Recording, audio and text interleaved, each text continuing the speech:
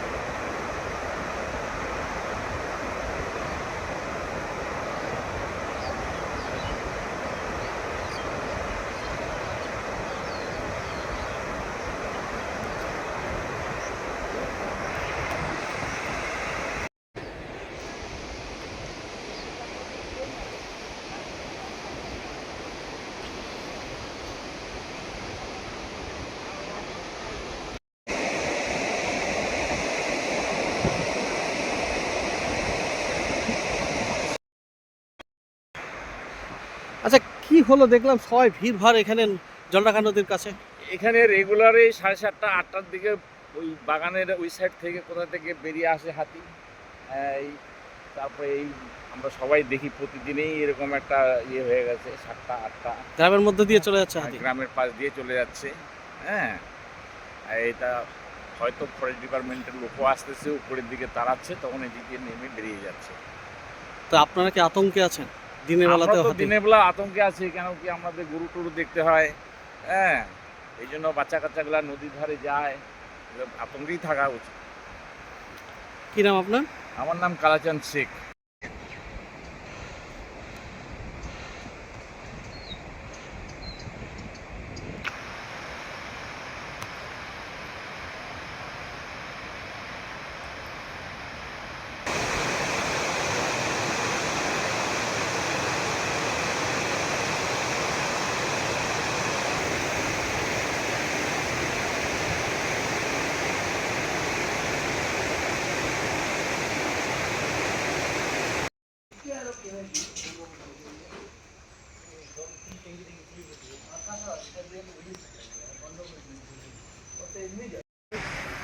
নেতা আছে, নেতা